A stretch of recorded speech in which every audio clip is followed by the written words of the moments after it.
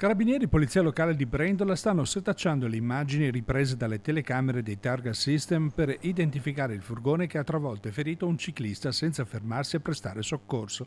L'incidente è avvenuto verso le 6 in via Cavour lungo la provinciale 500. Il ciclista portato al pronto soccorso di Arzignano in codice giallo non è in pericolo di vita. La costernazione del sindaco. È deplorevole da parte di un automobilista non fermarsi, quindi fare omissione di soccorso, perché questo ha fatto omissione di soccorso, e quindi adesso so che i carabinieri e polizie locali stanno verificando. Lì in zona abbiamo un paio di targa system, adesso vediamo se erano perfettamente in funzione, perché tra ieri e oggi ci sono stati parecchi sbalzi di energia elettrica, quindi in genere i targa system sono sensibili, ma speriamo insomma che ci siano tutti gli elementi per riuscire a identificare questo che ha fatto omissione di soccorso. La strada provinciale 500 nel tratto denominato Pidocchietto si restringe pericolosamente. La carreggiata è limitata dal filare di alberi, un punto specifico dove nel recente passato sono già avvenuti incidenti gravi. Ma è una strada che bene o male è molto pericolosa, soprattutto per l'alta velocità. Lì abbiamo avuto in passato 2 morti l'anno scorso per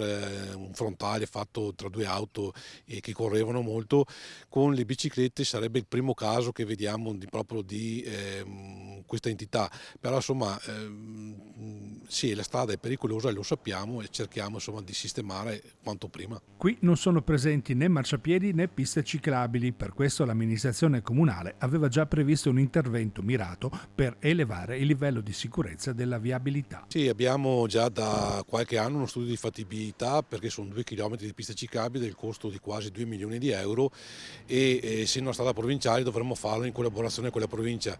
Un comune come quello di Brendola, che fa 6.500 abitanti, 1 milione di euro di investimento non è proprio una passeggiata, quindi adesso stiamo cercando di capire un po', di reperire finanziamenti. L'idea è quindi quanto prima di riuscire a coprire le provinciali. Quello è un altro tratto su Cavecchi, sono gli ultimi 2 tratti che ci mancano per avere poi tutte le provinciali in sicurezza.